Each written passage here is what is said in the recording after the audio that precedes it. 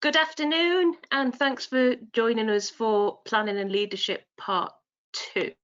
I'll just see if we can get that a little bit bigger. There we go. Bear with me, technology is not the strongest point of mine. So this is a follow-on from the last planning and leadership that we did, which we spoke more about the immediate effects of your quality management system for ISO 9001 2015, and we spoke a lot about immediate changes that you might need to put in place for legislation and so on and so forth. And I think we're all past that a little bit now. My name's Jude. There's a wonderful picture of myself looking slightly smarter at the moment because we're all still working from home, and the webinar is going to last about 45 minutes. You can post questions as it goes, but to be truthful, I don't generally see them till the end. So if I don't address it straight away, if you do pop a question in, please don't feel ignored. We will be looking at them at the end of the webinar, and then once we've completed that part, then you will in due course get a recording and the slides that I'm going to use today sent out to you as well. So if you miss anything or you need to pop off, don't worry, you will get a copy. So what we're going to be discussing today as our follow-on is roles and responsibilities. How do you evidence the awareness and communication, showing that you've allocated accountability within the system? We're going to look at issues within leadership which seem quite relevant at the moment. This is really taken from listening to a lot of the top management discussions that I've had. Non-furloughed staff are quite tired, having worked straight through, and the honeymoon phase of we're all in it together is now showing a little bit of strain in some cases. And maybe you've got a situation where people who have been on furlough don't actually want to come off it. We're going to look at the potential change in a leadership style, or whether you've decided to stay consistent, and have a look at whether you've actually consulted your staff on that. And we'll also finally look at using the leadership section of the standard to meet all the other sections of the standard, I think the other 9 sections, in 5 easy steps, and hopefully that'll bring a bit more value to your quality system as well. So we'll dive straight in and have a look at your roles and responsibilities. So this is something which comes up quite a lot, and it's an interesting point, and that is who is responsible for your system. So when we put a leadership section in the audit as part of our plan, it's sometimes difficult to actually get to the bottom of who is managing and responsible for that system. So we might have a consultant who wants to manage the audit, which is no problem at all. We might have one of your managers that wants to manage the audit. That's no problem at all. But within the actual standard itself, what it's asking for is who is accountable and who is responsible for that system. So of course, at the centre of the entire company, the leader is the CEO or managing director. Whoever is responsible for that company is responsible for that system. And of course, you're responsible for your staff, your managers, and for the communications quality-wise to third party as well. So what 9001 is designed to do, in effect, is to manage, put in a logical way, all of the processes which you're going to use throughout your business to make things quite standardized, improved, communicated, and it's a vehicle that will do that.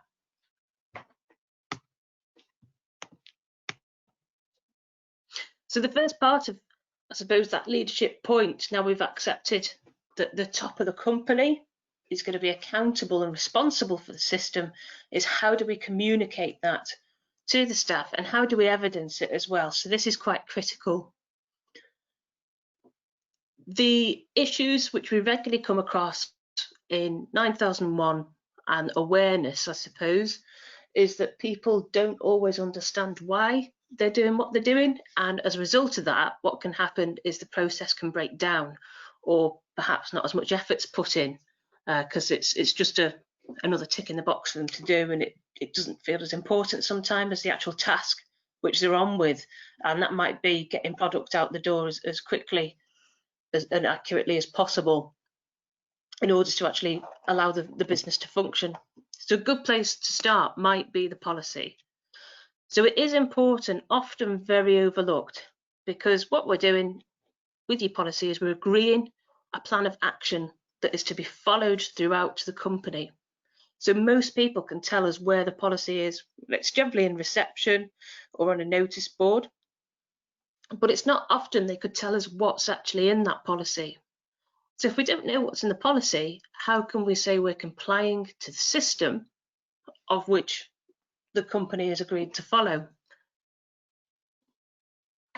The other part of communication which we find is overlooked greatly is the communication of the objectives of the company throughout the quality management system.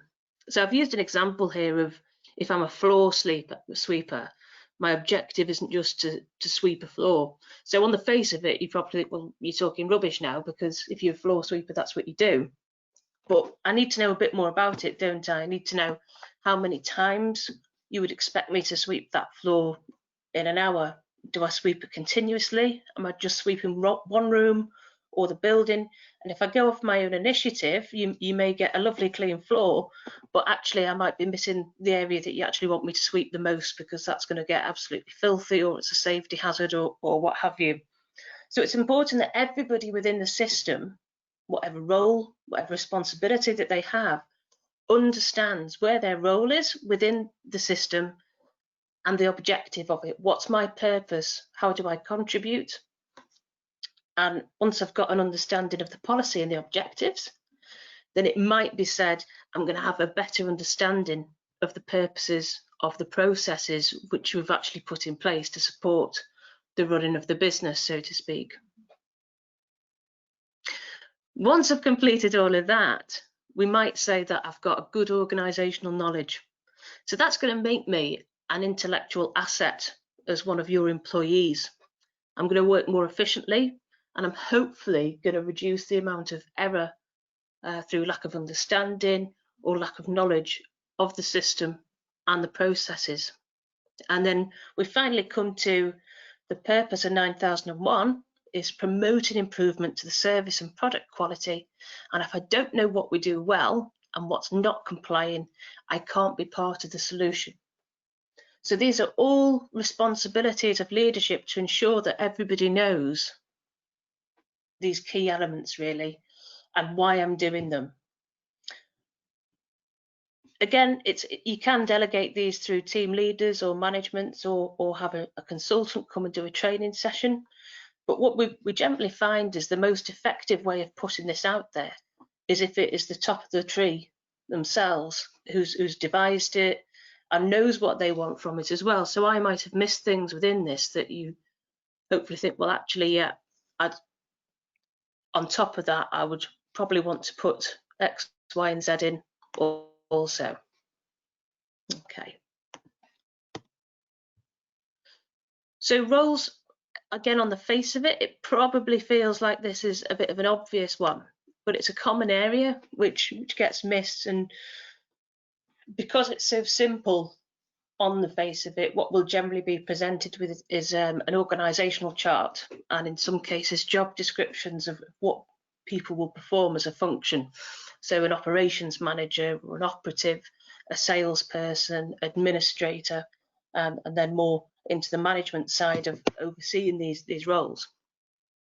But what we don't often see within these documents is the emphasis of the obligation for each role or each department to assist the value of the system by compliance. So there might be a statement in there that will say, you know, it's your duty to comply with ISO 9001. And that's quite a big statement, depending on what part of the processes you're working with. It might be an idea to interrogate that statement a little bit perhaps and see, well, you know, can we drill this down a little bit? It's not a case of producing more work for anybody. It's actually, again, a mini little audit to find out how aware are they of the importance of their specific task within the QMS. We should also provide people with the competence to perform that role. So in this instance, we're not talking about whether somebody has got an MVQ, a degree, or a professional card that would allow them to use machinery or drive a forklift. What we're looking at ostensibly is that they are competent in the awareness of their role, responsibility, and the purpose of your 9001 system. We also find sometimes, and particularly around now actually, changes of roles should be agreed and communicated. Strange time to discuss this. We'll come on to the issues with furloughed and non-furloughed staff later on, but possibly the main feedback that we've had from top management during the last 6 months is that people's roles have changed quite greatly. So it could be a simple case of we've gone from working in an office to working from home, or maybe we're doing a blended work from home, work in the office. We've got people not maybe doing the job which took up 90% of the time before COVID, doing something different, waiting for their part of the job to come back, or what have you.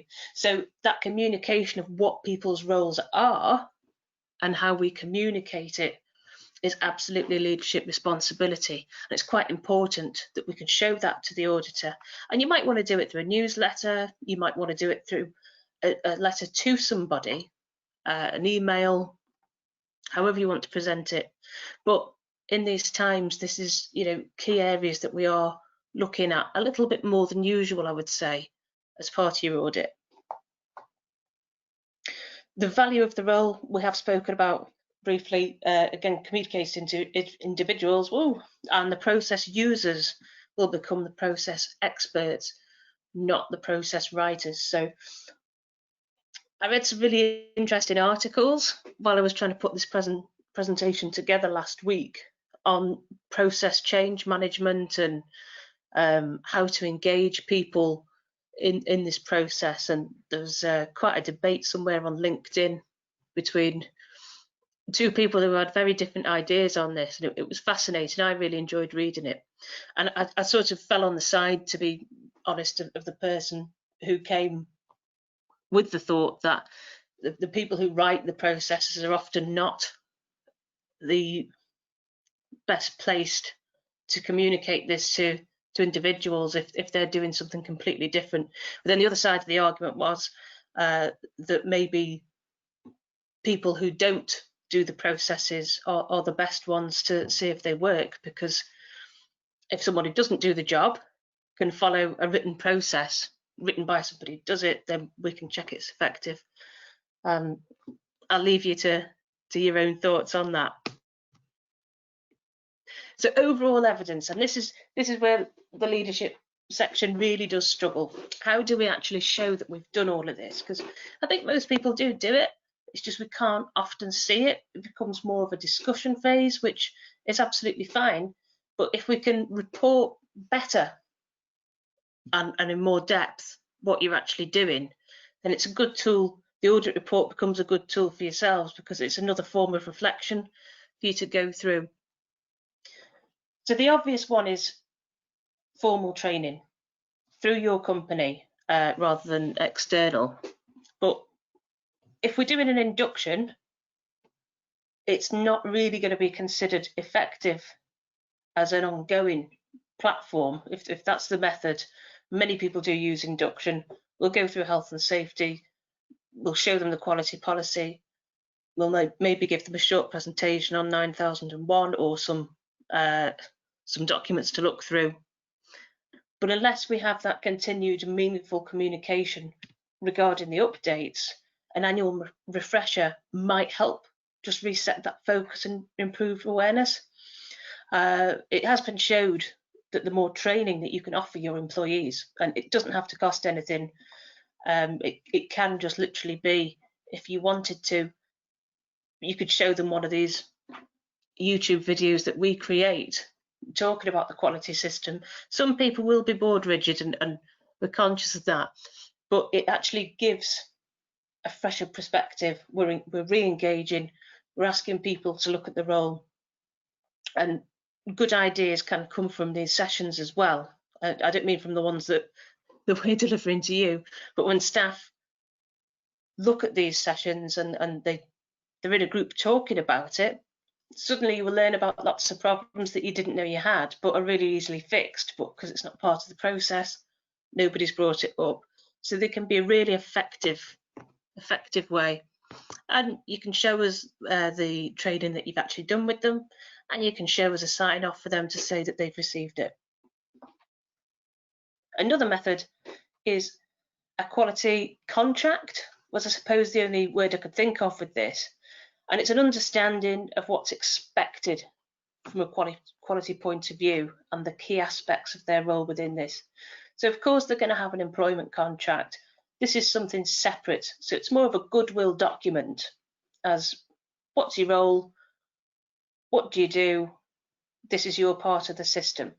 And so although you're overall responsible and accountable for it as the leader of the company, everybody, same as health and safety, should be accountable for the quality system. We're all involved, we're all using it, so why not make that a bit more formal for them? The suppliers and third parties who you will use also fall under your quality system. Again, I appreciate this can be a bit of a nightmare sometimes if they've got their own quality system and they're quite good at using it. We've just got crossovers of systems coming over, but if they're all working to the same standard, they should all ostensibly say pretty much the same thing. So of course you can use your PPQs when selecting suppliers. If they go against your system, then of course you've selected on the basis that maybe they have their own quality system, whether it's certified or not. You can maybe think about inductions for regular suppliers. So there could be a cost element to that, no doubt about it, that if you've got a regular delivery person who's going to come to your premises to pick up and drop off, you know, I'm sure both companies don't really want to hold them there for half an hour while you give an induction. But there's savvy ways that you can come up with these generic documents or processes, and it might be in the form of a quality pack that they take away and they sign to say that they've received it, and then they'll comply with your requirements. Quality meetings, I think we're probably going back maybe about 10 years when these were really, really popular, and eventually I think they became a bit of a not waste of time, but less effective because issues became less, and that's quite good actually, because that's what you want to see, the issues reducing because you're making improvements. But of course the way we take a quality meeting is now going to be quite different to the way that you would have done 10 years ago when it's everybody piling into a room, or somebody on the shop floor addressing an entire load of staff. We've now got more effective technological ways to communicate updates, achievements. We do need to communicate achievements because it does help with morale. Any issues, direct ways of communicating them, where we are with the objectives. So currently notice boards are popular, and I'm sure when we come on your sites, most of us will ask to see what's on your notice board. And we'll see a copy of the policy, we'll see general notices, and we'll see health and safety announcements. How do we verify, however, that that's been read and that they've understood it? Because if they're there every day, they might notice, oh, something's changed, but do they actually stand and read it? Do they absorb that information? And it's important information because it's what you're following to agree as a company and what you're all trying to achieve as a company. To contradict myself slightly, in terms of effectiveness of absorbing, there's toolbox talks. The reason that I've put senior management toolbox talks is because in our experience, the most respected leaders get the best results. And by communicating directly with process users, you yourself will gain valuable information from them, and they will feel more valued and quite important.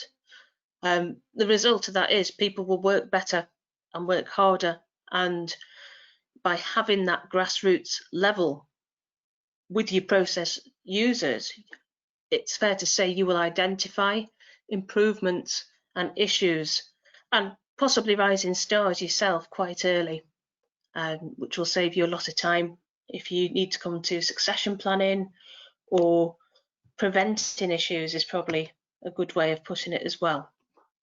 So hopefully that gives you a couple of ideas or a better direction of how you can actually evidence roles and responsibilities which you'll have assigned, and how you show us to effectively communicated and that they've been addressed.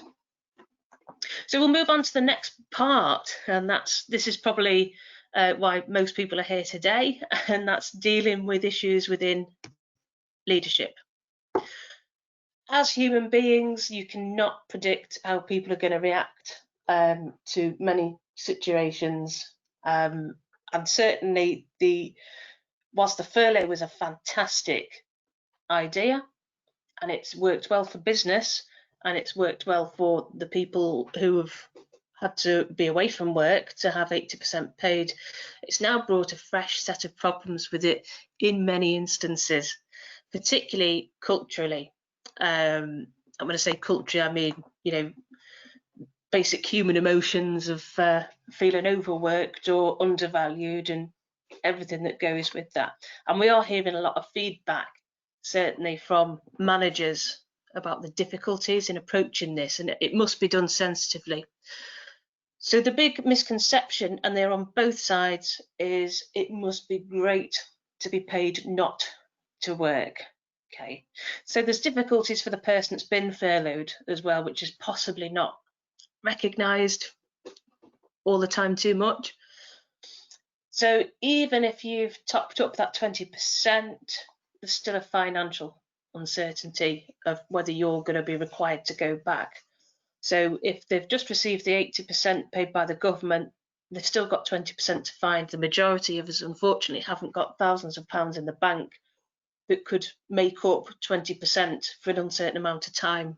Whether it's bills, commitments, memberships, it doesn't really matter. You're still living financially below that expected standard of which you thought you were going to be working for.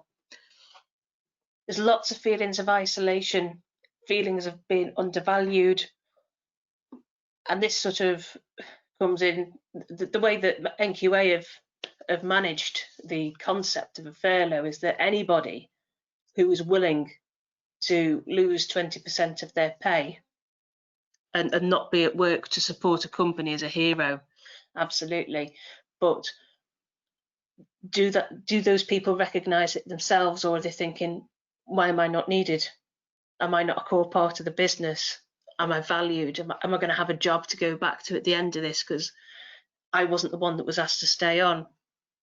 And coming with that, they'll have lost their recognised structure of routine of getting up, doing the bits, going to work and coming home and having whatever days off that they would normally have, and they've had to adopt a new one. So it might be more leisurely one. It might be now have a coffee and sit in the garden, or watch some TV, do a crossword. To jump back into that full-time work routine is going to be quite difficult. And the more cynical may say, well, they should have got up early in the morning, they should have done this. The point is, none of us have been faced with the situation before. And it's a lot of people have been out of the workplace for a long time. So it is a bit of a misconception that it must be great to be paid not to work. On the flip side, people who've been receiving less pay may be thinking, well, it must be great to still be in work on full pay, and you've got that social aspect and being a valued member of the team. But of course, these people have had issues as well, because it's going to have been a nightmare for them to get childcare. They've had more work to do. It's probably been quite scary that they're going to catch a virus and won't be able to support the family if they have to go off. and it's quite overwhelming as well in the majority of cases of businesses that we've spoken to.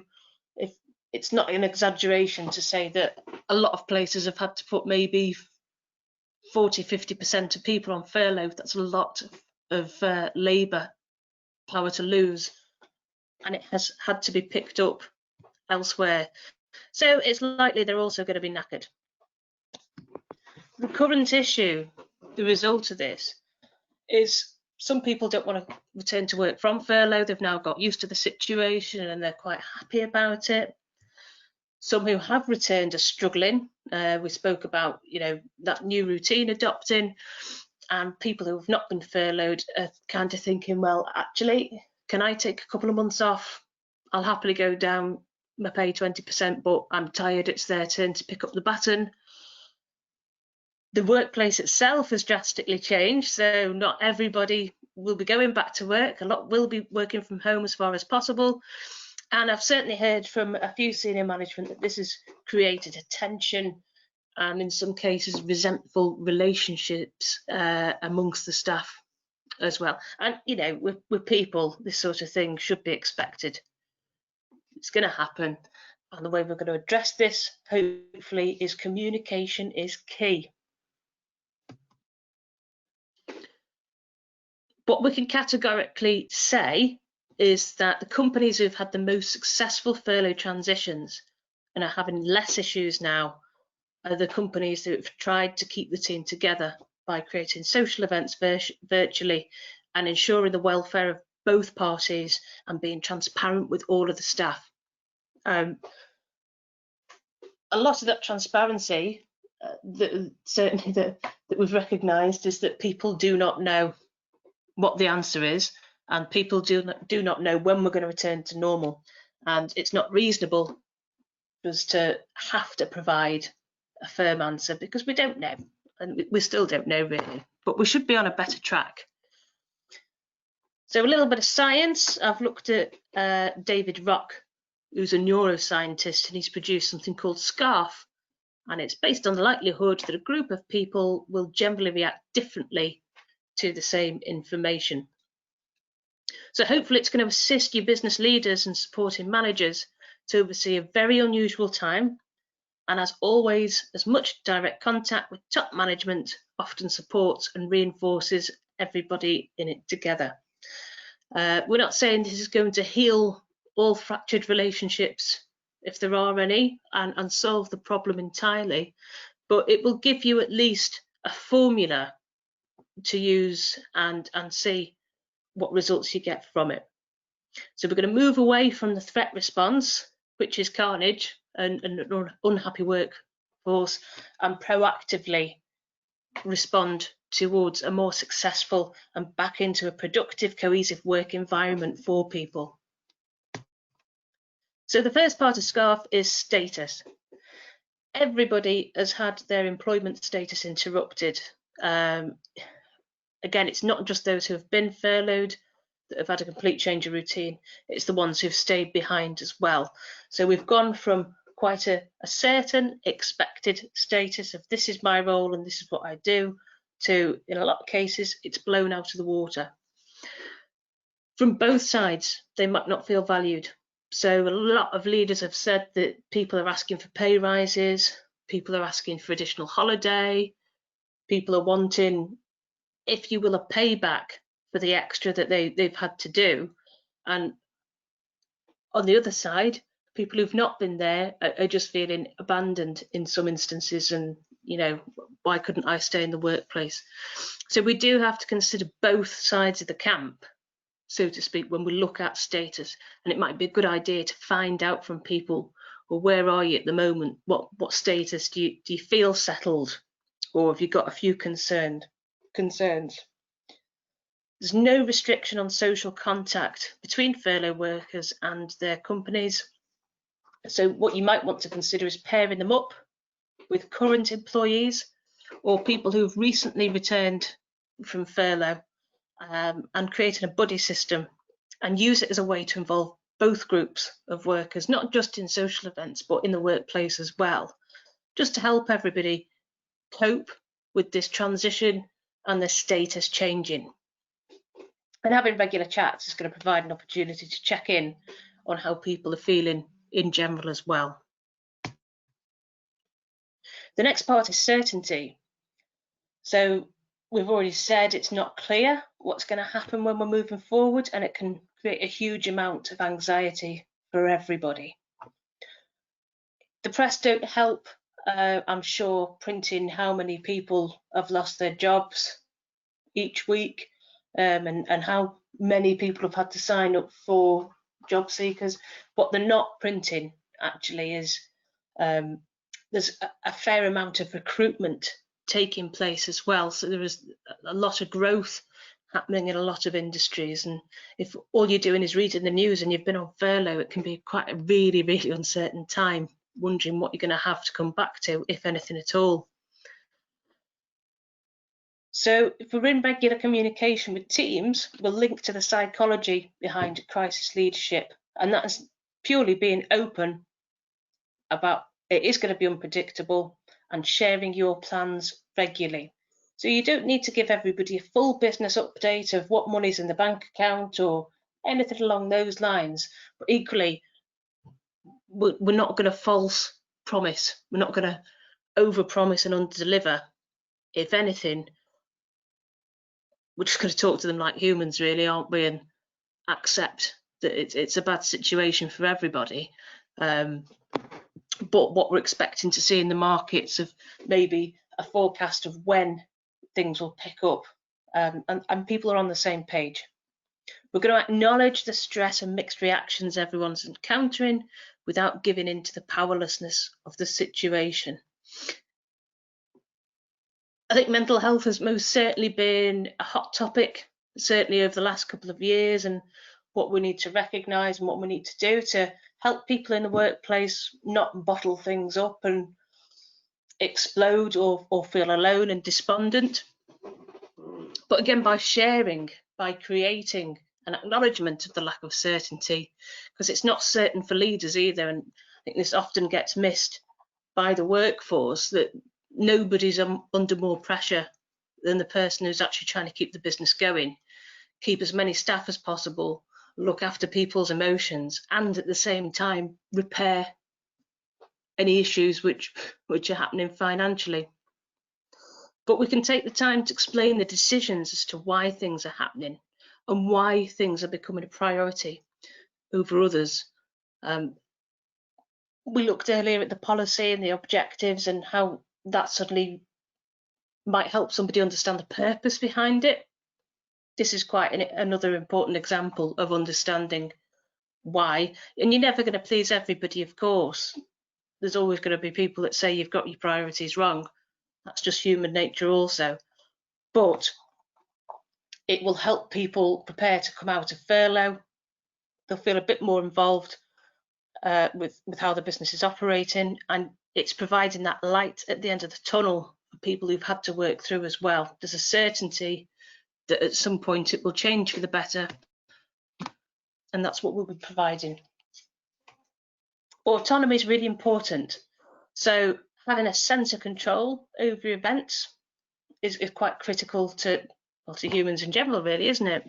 So furloughed or not, you're not going to feel like you've got much of a choice in your state of affairs other than to stay or leave. That's the extent of it, really, isn't it? In normal times, it's probably fair to say that people feel a bit more empowered about making choices, about maybe bringing ideas forward or what they want to do in the future. And while it is difficult for the companies to predict the future and making sure where possible, you offer your employees as much choice as you can. And if we look at the importance of something I said just earlier, a lot of places are recruiting, a lot of places are finding there's a growth in their market, in their industry. So it's something positive that we can maybe look at, is that maybe roles will evolve within your business, and communicate this to your employees if that's the case, that there is actually a choice. They have a choice to perhaps step up the ladder. They might have a choice as to, if you've identified training gaps. They might want to move to a different part of the business through training or what have you. There's many ways that we can actually help people feel a bit more in control of their own situation. It's quite important that you do that as well. You could ask them to form a panel from both groups of workers, so people who are not there and people who are there, and involve them in aspects of decision making for the future. So I suppose in effect what I'm saying is you would have potentially a health and safety committee, and they will discuss purely health and safety issues. Well, this could be a separate group that will specifically look at people and quality and put in any direct concerns to this group to advocate for them to take up to management, and however you want to do it. It could be an entertainment committee. You know, a lot of companies have decided to carry on the Friday quizzes and virtual pub or what have you. So these are just things that can be done to give people more choice over their own situation. If you fancy a more productive use of a group, then you could find that there's a new project for everybody to collaborate on, and draw a new line in the sand as your business moves forward. But the key thing is choice and bringing everybody together so that they ensure that they feel valued. Which brings us into relatedness. So workers have a sense of safety among their fellow team members. It's like being part of a pack, isn't it? You feel safe. And if you've been away, you could feel defensive. You're out of the loop. There's a lot gone on that you don't know about, or, you know, even gossip. It's difficult to catch up, isn't it? And you just feel out of it, a bit cut off. We've had the opportunity throughout to upskill people who've been out of the business, and a lot of people found it's a good way of maintaining positive work relationships. And we're saying there as well that you'd need to be paid minimum wage for training undertaken whilst on the scheme, but it's feeling relevant to that work situation, isn't it? I think that's really what I'm trying to get across. And I think the worst situations is when no one's been told you're coming back off furlough, and it's a bit of a shock to workers. So it's important we have that communication in preparing people to come back and preparing the people who've been doing their job, that, you know, your light at the end of the tunnel is coming because so-and-so is coming back and they'll need a handover, and we'll need to communicate. We have to allow them the time to do that as well.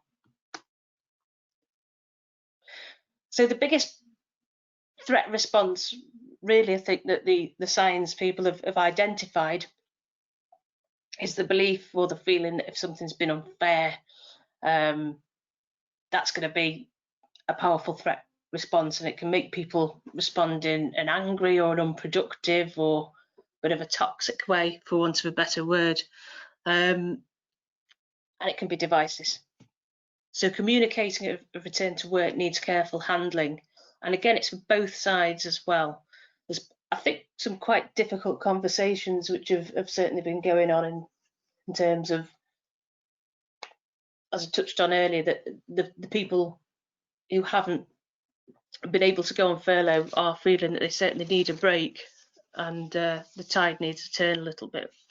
So coming up with a management plan of how you can give them what they want, give everybody what they want, but not damage the business, and come up with a fair way, whether they get to take all the holiday now or however you want to do it, however you want to manage it, but being mindful that we're not being unfair to people who've got a completely new routine coming back and expecting them to do lots and lots and lots immediately. We're just going to burn people out. It's important we share the achievements over the last few months as well. And it's important that we get feedback from staff, which isn't always the easiest to listen to if you've had people who are unhappy, but the only way to change it is to listen to it and understand why they're feeling a certain way and deal with it head on. But I've got all this information on SCARF from this reference, this website at the bottom. So if you fancy having a little look through, then you'll have that when you receive the slides. So that's going to bring us to a change in the leadership style or staying consistent. Well, what the standard provides you with is certain criteria which we have to assess. So accountability, we'll be assessing that through your, well, a leadership interview is the norm, and checking that your system has been signed off by yourself, your policy and your objectives. We'll also look at your communication. So some leaders have found that by increasing their communication and doing it themselves rather than through management, or rather than doing it through a letter in the post addressed to an employee, actually picking up the phone or creating WhatsApp groups with them in it has really, really helped. And it's not something they probably would have thought of before COVID. So their leadership style has changed slightly there. And of course, they can evidence more to auditors how they're communicating with staff and making sure everybody's okay. The consideration and implementation of welfare, again, it's going to fall under leadership, and strategies that we've just gone through there with SCARF could help improve your style, or maybe reassure you that you have quite a good style. You might not want to change anything. The standard asks you to look at risk-based thinking. The biggest risk, undoubtedly, to your business is the loss of custom and assets. And if we view the staff we spoke about on one of the first slides as an intellectual asset that knows and understands your processes, your product, your company, then we can hopefully see a little bit more again how important that leadership style that you adopt is going to be critical. Because if people don't like it and they want to leave, you're losing assets. The standard wants you to look at being responsible for improvement also. It doesn't necessarily define what area that improvement has to be in. So it might be a case if you want to improve statistics, it might be the case you want to improve relations, it might be a case if you want to improve how you communicate.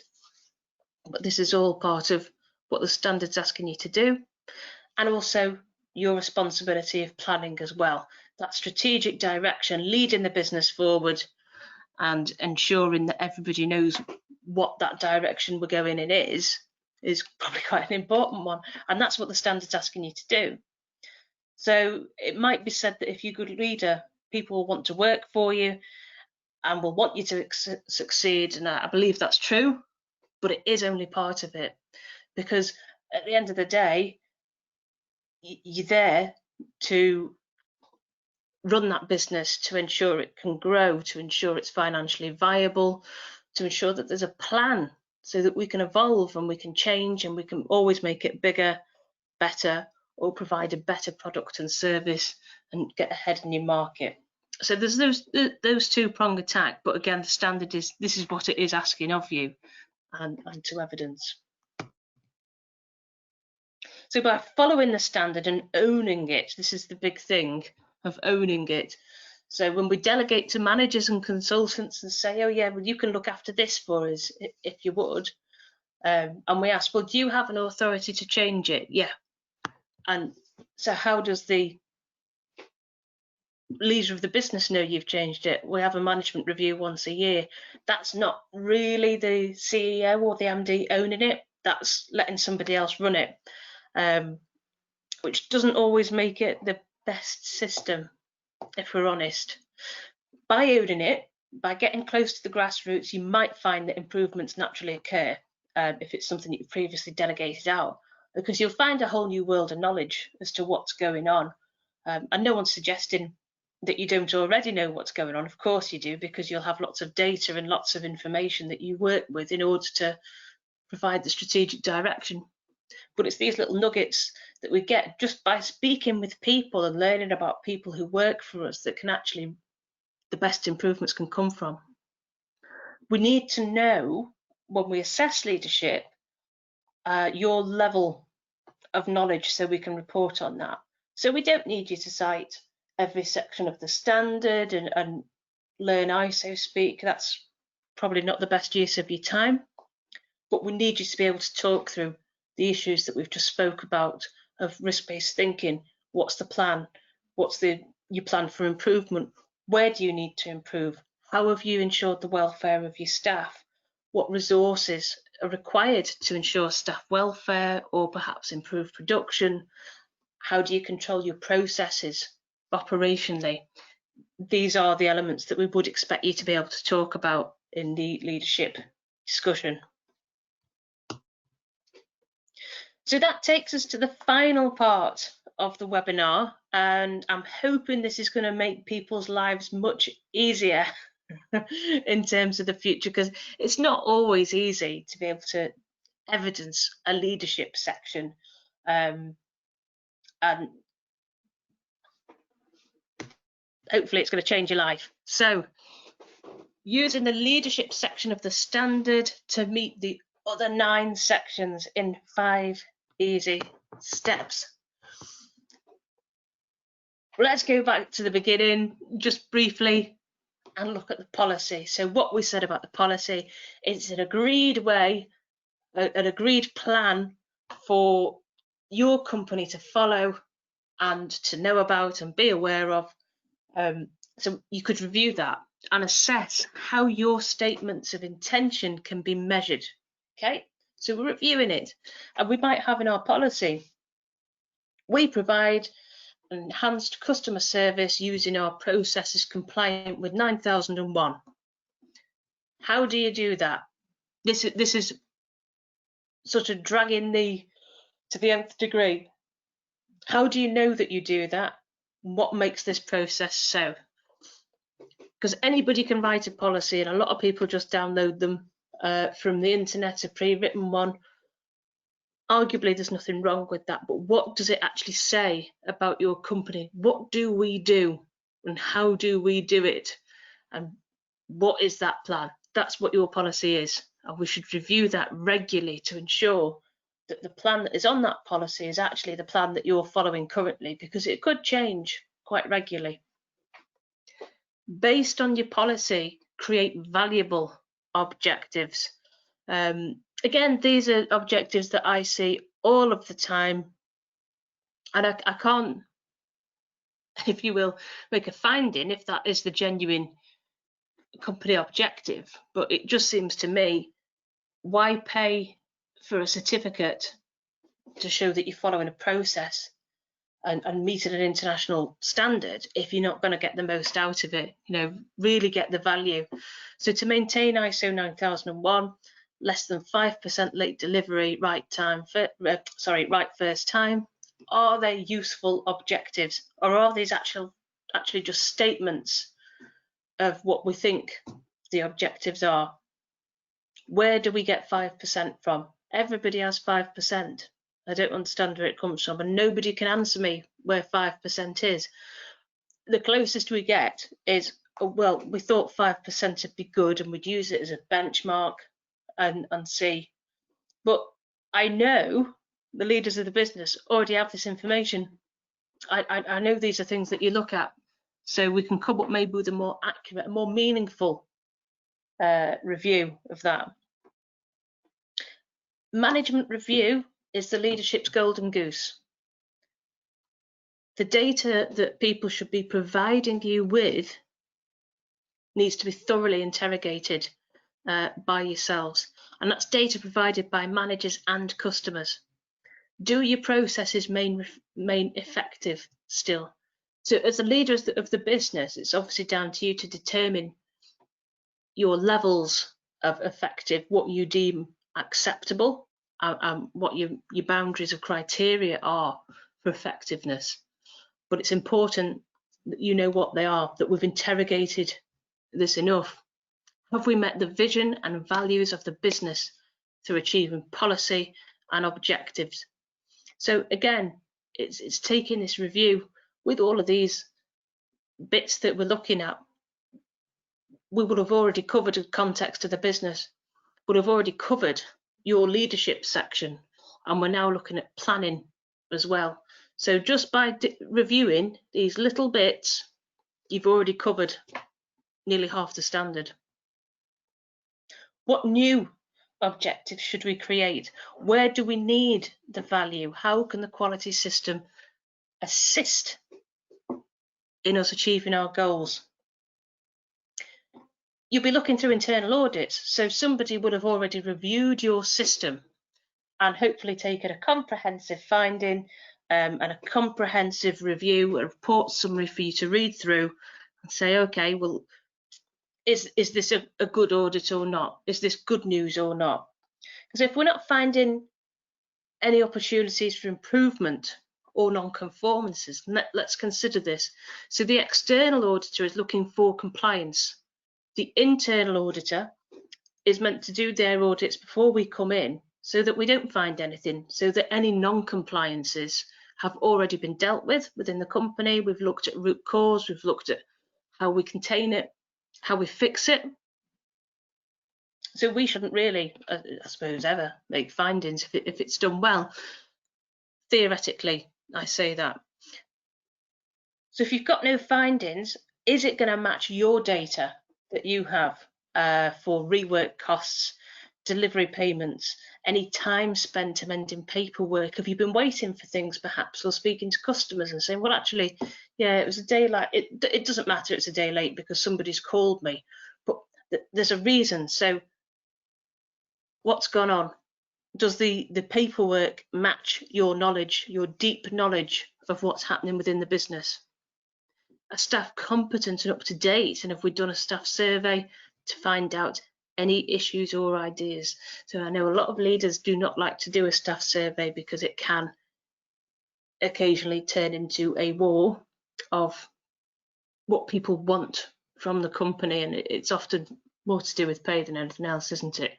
But it's still important to find out where their thinking's at. What can you do? There's probably some really simple improvements that, you know, will take none of your time or money, but will mean a lot to them. So it's really important to do that. And then lo and behold, through a thorough management review, you'll have covered context, you'll have covered leadership, you'll have covered planning, you'll have covered support and resources, you'll have covered the internal audit. But we haven't finished there yet, because conducting an internal audit may be your own to see what's happening on the shop floor and observe if processes are working as intended. You might find that, you know, there's little tweaks happening here and there, and somebody's found a much easier way of doing something and a much more effective way of doing something. So again, it's taking this grassroots level approach again to help provide direction, because you'll know what's going on. Based on these reviews, analyse and measure performance and create an improvement plan. So it might be the case if we've looked at internal audits, there was no findings, but you've gone and done your own because you found there's an inconsistency, maybe that you found in a cost, and it's not been deemed a non-conformance. Well, maybe an improvement plan is they now become non-conformances, so that you can check what's happening or delegate it to a manager so that they can check, are we missing things, are they slipping through the net? Once you've done all of that, you'll have found that in fact you've covered the entire 9001 system in 5 simple steps, which will show that you've taken full accountability for the system, full responsibility for the system, and that you yourself will become an expert of the system and how it's being operated, because you'll have got these key elements and brought them together. So I think I've gone slightly over there, apologies. That takes us to the end.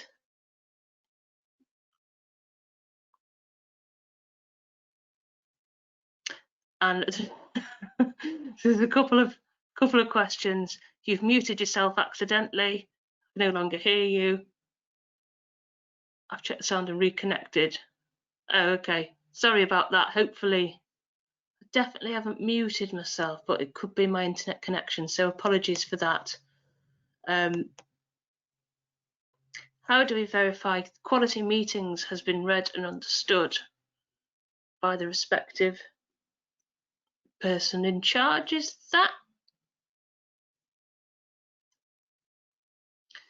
So I think what that's asking me is that the quality meeting that you hold, I'm presuming we're thinking verbally that we're going to present to somebody, or if you're going to send out, for example, what we spoke about earlier, maybe an NQA presentation for them. How do we ensure that they've been read and understood? You can ask them about it. You can ask them to sign to say that they've read and understood. So if they haven't actually listened to it or taken part and been involved in that meeting, then of course that's going to be on them, really, isn't it? If they're not committed to do it, and if they don't want to do it, and there's an issue with the understanding or the willingness, then that's another matter to be taken up.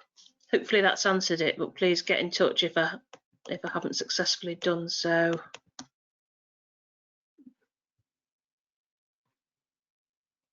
Many thanks, Judith. Useful film. Thank you very much, Emma, and apologies from me if you've missed quite a bit of that. In very large organisations, there may be multiple layers of management between CEO and the workforce. How should this be approached? Great question. Absolutely fantastic question. So, in extremely large organisations, again, there's going to be somebody at the very, very top, and they're going to delegate some of these duties down. So say, for example, if you're in an organisation of over 1,000 employees, the methods of which I've just spoken about may sound a little bit of a challenge, but ostensibly what you find within these layers is the different levels of the seniority. So if you're that big of a company, what you might find is that there's enough need to create a quality department. You might find that there's a need within that quality department that we take the quality lead forward, and it's a game of tennis, to be honest, between the top. What we need to recognise is, for the purposes of the system, what does your top person want? How do they want it doing? And then it's the system developers in these large organisations to make that happen. The difficulty that you'll find is the amount of people that you have to deal with and the amount of change as well that we have to implement. They're never short tasks. It takes a long time, but it's doable in bite size. So if you maybe a priority list first of what needs to be addressed, that's one way of getting success. Again, if I've not answered that as thoroughly as you need it, then please feel free to email me and we can go through that. How would you suggest implementing a successful internal auditing program with a small, limited team, especially given reductions in staffing? And that's from Christine. Okay. Successful internal auditing program. It depends how you measure success, Christine, is why I'm struggling to answer that. And if the staff are limited, have they been trained? They still need to be done. What I've said to a few clients on this matter is that if you have enough people who are competent to do the audit, to split it between two people, providing I don't know why I've got three in my head here, but I'm guessing we might have three. Split it between two people and then get somebody else to review. It could be an idea if you're struggling to revisit your plan and change your plan as well for when you've got more people expected. And ostensibly, let's not forget, it's a leadership function to understand what's going on. So some MDs have actually got quite excited about getting involved in the internal audit, and they've found they've got a lot from that. So if you're looking to train somebody up, then maybe consider your top management. But in order to make it effective, I'll reiterate, you might have to go back to the drawing board and look at resources, and you might just have to put a few audits back. And we are quite sympathetic to these problems that people are having at the moment. So you won't get slammed on your audit for that. Don't worry. Again, if I've not answered that quite thoroughly enough, please get in touch with me. What percentage of leaders like the remote auditing approach carried out by CBs? A percentage, I couldn't tell you. What I can tell you is they prefer it, because we're not taking up their time, we're not taking up their resources, and 100% by lunchtime, if everybody's been sat on Teams and Zoom, everyone's absolutely exhausted.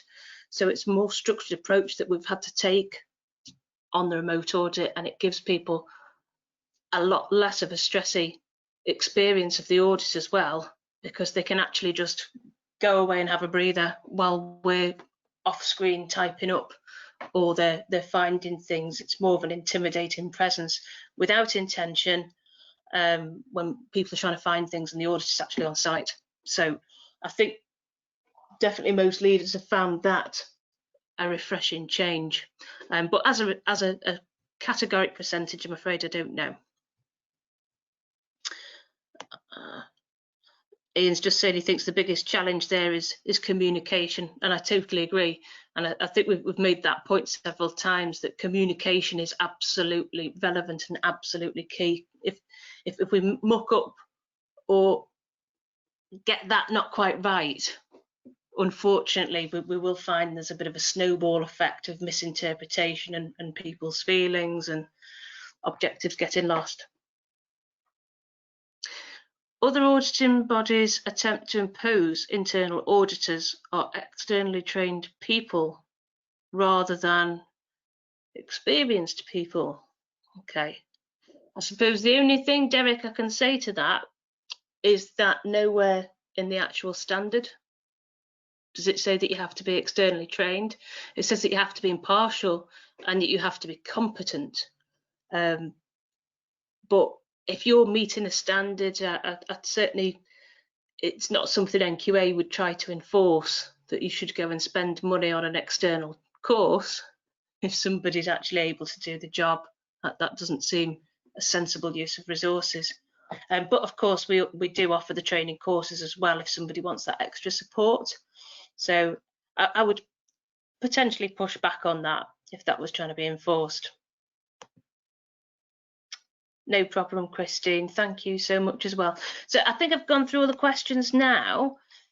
If you want any more information, if you think of anything afterwards, then my contact details will be on the webinar information that you get.